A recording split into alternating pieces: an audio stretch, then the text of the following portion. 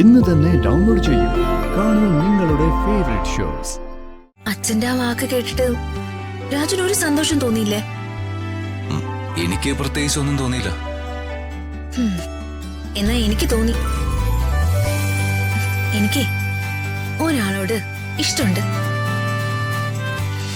പ്രതാപൻ മകൾ ഋതികയുടെ പേരിൽ ഏർപ്പെടുത്തിയിരിക്കുന്ന എല്ലാ വിലക്കും പിൻവലിച്ചിരിക്കുക. ഇപ്പോഴേ അവൾക്ക് എന്തു ആവാം, പഠിക്കാം, കല്യാണം കഴിക്കാം, അവൾക്കിഷ്ടമുള്ള രീതിയിൽ എന്ത് തീരുമാനവും എടുക്കാം. അതിലൊന്നുമേ ഇനി പ്രതാപൻ ഇടപെടുകയോ എതിര് പറയുകയോ ചെയ്യില്ല. ഇതൊക്കെ കേട്ടതല്ലേ? അതൊക്കെ കുഴപ്പമാണല്ലോ അമ്മേ. വെറും കുഴപ്പമല്ല, വലിയ കുഴപ്പാ. അവൾ അവളുടെ തോന്നിയാവസം പോലെ ജീവിക്കില്ലേ? ഫ്രീഡം കിട്ടിയാൽ അവള് വേറൊരു ക്യാരക്ടറാവും. എന്നെ അമ്മയൊന്നും അവള് വകവെക്കത്തേയില്ല. നിന്നെ പണ്ടേ അവൾക്ക് വകവയ്പില്ല. നിന്നെ നോക്കുന്നത് തന്നെ ഒരു പുച്ഛഭാവത്തിലാ. അതെന്റെ കയ്യിന്നേ ഒന്ന് രണ്ടെണ്ണം കിട്ടിയിട്ടുണ്ട്. അതിന്റെ ദേഷ്യവും അവൾക്ക്. അതങ്ങനെ പെട്ടുപോത്ത് നോക്കുന്ന പോലെയാ ഈ ചില പെൺകുട്ടികളെ നോക്കുന്നേ. എനിക്ക് പൈങ്കിളി ടൈപ്പ് ഒന്നും പറ്റില്ല അമ്മേ. എടാ, ഞാൻ എത്ര കാലമായിട്ടാ നിന്നെ ഉപദേശിക്കുന്നേ? സ്വന്തം അമ്മാവന്റെ മകളാ, മുറപ്പെണ്ണ, കോടാനു കോടികളുടെ മുതലാ ഇപ്പൊ തേരാ പാര നടക്കുന്നേ. ആണത്തുള്ളവനായിരുന്നെങ്കിലേ അവളെ പണ്ടേ മയക്ക് കല്യാണം കഴിക്കുമായിരുന്നു. ഇതിപ്പോ നീയല്ലേ അവളുടെ ഒന്നാം നമ്പർ ശത്രു. ഞാനവളെ പ്രേമിച്ചൊക്കെ നോക്കിയതാ. പക്ഷെ അതിനു മുമ്പ് ആ രാജു അവളുടെ മനസ്സിൽ കയറി സ്ഥാനം ഉറപ്പിച്ചു. കൈവിട്ട് കളഞ്ഞെന്ന് മാത്രം പറഞ്ഞാ മതിയല്ലോ. ഇതിപ്പോ പണ്ടത്തെക്കാൾ ഇരട്ടിയായി പ്രതാപൻ രാജുവിനോട് അടുത്തു. ആ രാജു എന്ന് പറയുന്നവന് ഇല്ലാത്തൊരു ലോകം ഇപ്പൊ പ്രതാപനില്ല. അവനെ വല്യമ്മാവനെ അകറ്റാൻ പല പണികളും ചെയ്തു നോക്കി. ഒന്നും അങ്ങോട്ട് വർക്കൗട്ട് ആവുന്നില്ല. ഇതിപ്പോ ഈ നിലയ്ക്ക് അങ്ങോട്ട് പോയാ ഒരു സുപ്രഭാതത്തിൽ ഋതിക അവനെയും കൂട്ടി പ്രതാപന്റെ മുന്നിൽ ചെല്ലും. അച്ഛാ, എനിക്ക് രാജു ഇല്ലാതെ ജീവിക്കാൻ പറ്റില്ല അച്ഛാ. അങ്ങനെ പറഞ്ഞ പ്രതാപൻ രാജുവിനെ ഋതികയ്ക്ക് കല്യാണം കഴിപ്പിച്ചു കൊടുക്കും. ആ കല്യാണം നടക്കില്ല അമ്മേ. എന്തുകൊണ്ട്? എന്റെ അമ്മ എന്ന അംബിക ഇവിടെ ജീവിച്ചിരിക്കുന്നുണ്ട്.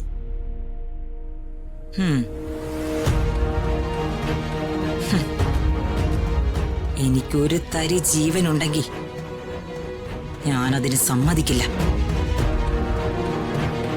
കൊല്ലിക്കും, രണ്ടിനെയും ഞാൻ കൊല്ലിക്കും. ശവശരീരങ്ങൾ പോലും ആർക്കും കാണാൻ പോലും ഞാൻ കൊടുക്കില്ല. കൊടും വനത്തിൽ കൊണ്ടുപോയി പഞ്ചസാര ഇട്ട് കത്തിച്ച് കളയും ഞാൻ.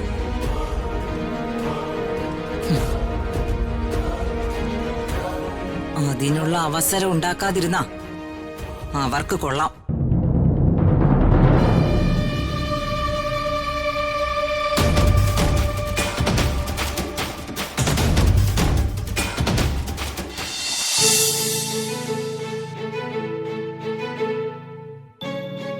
രാജു.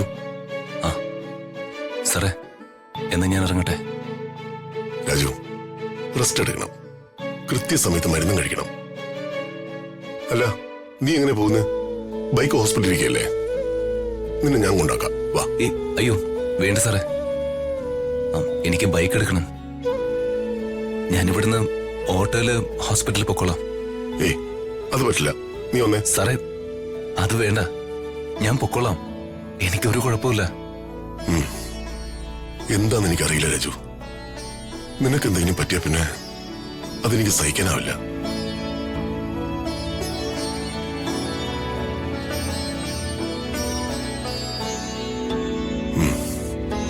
എന്നാ പൊയ്ക്കോ. ആ ശരി സാറേ.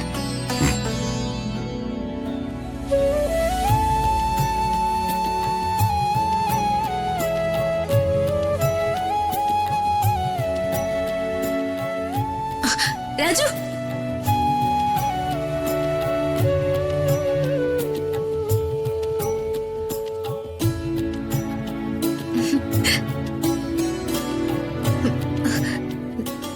എന്താ മാഡം? രാജു പോവാണോ? പിന്നെ എനിക്ക് വീട്ടിൽ പോണ്ടേ? കൈക്കും തലയ്ക്കും വേദനയുണ്ടോ രാജു?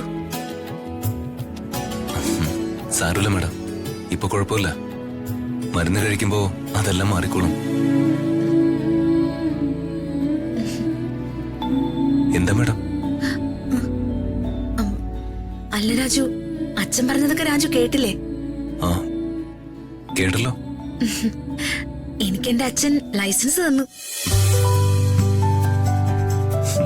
വർമ്മ സാർ എന്താ RT ഓഫീസറാണോ? ഡ്രൈവിംഗ് ലൈസൻസ് തരാൻ? ഒന്ന് പോ രാജു, കളിയാക്കാതെ. ഡ്രൈവിംഗ് ലൈസൻസ് അല്ല, ഫ്രീഡം. അതെന്റെ അവകാശമാണെന്നല്ലേ അച്ഛൻ പറഞ്ഞത്? ആ അവകാശ സ്വാതന്ത്ര്യമൊക്കെ വെച്ച് മാഡം എന്ത് ചെയ്യാൻ പോകുന്നു?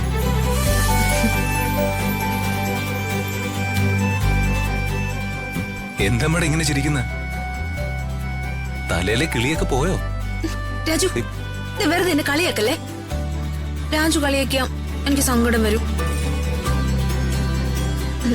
ഇനി എന്റെ കല്യാണക്കാര്യം എനിക്ക് തന്നെ തീരുമാനിക്കുന്ന അച്ഛൻ പറഞ്ഞു. എങ്കിൽ തീരുമാനിച്ചോ.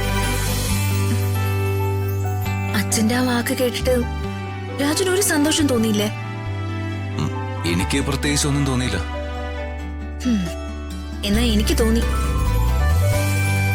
എനിക്ക് ഒരാളോട് ഇഷ്ടമുണ്ട്. ഞാൻ അയാളെ മാത്രമേ കല്യാണം കഴിക്കൂ. വർമ്മ സാർ തന്ന ഫ്രീഡം കല്യാണം കഴിക്കാനല്ല ഉപയോഗിക്കേണ്ട, അത് പഠിച്ച് ഒരു ഡിഗ്രി നേടാൻ ഉപയോഗിക്കും. കല്യാണം കല്യാണം എന്ന് പറഞ്ഞ ഒറ്റ വിചാരം മാത്രമേ ഉള്ളൂ.